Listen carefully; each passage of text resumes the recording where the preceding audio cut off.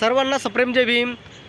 तर भावांनो, काही नालायक असे असतात की त्यांना असं वाटतं की आम्ही डॉक्टर बाबासाहेब आंबेडकर विषयी किंवा आंबेडकर घराण्याविषयी घाण कमेंट करणार किंवा अपशब्द वापरणार, चार चौघामध्ये त्यांचा अपमान करणार, त्यांची विटंबना करणार, तर आम्हाला कोणीच काय म्हणू शकणार नाही।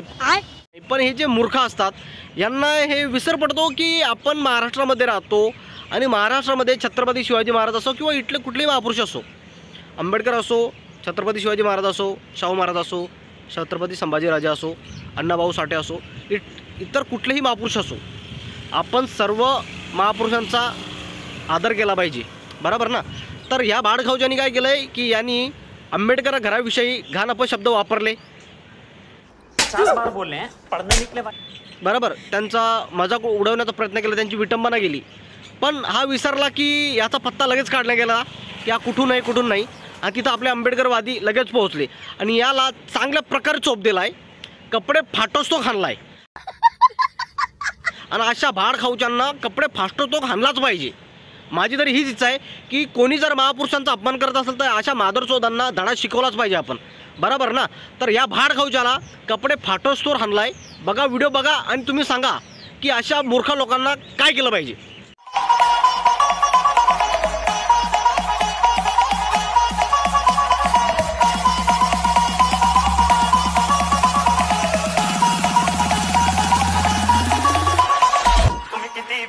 शक्ती आणि किती विलढवा युक्ती, तुम्ही कराल किती हल्ला, नाही मजबूत भीमाचा किल्ला।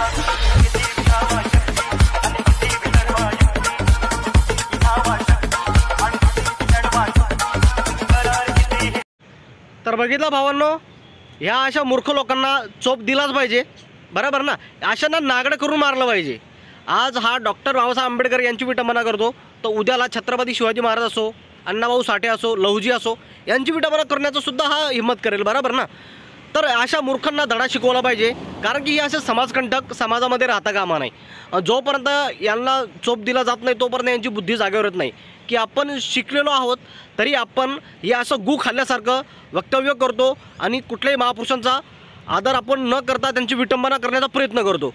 तर अशा भाडखाऊच्यांना चोप दिला पाहिजे, बरोबर ना। माझी तर ही इच्छा आहे की जो कोणी विटंबना करत असेल महापुरुषांची, अशा मादरचोदांना टोला दिलाच पाहिजे। व्हिडिओ कुठून बघताय कमेंट करा, चॅनलवरती नवे असाल तर चॅनलला सबस्क्राईब करा। जय भीम आणि जय संविधान।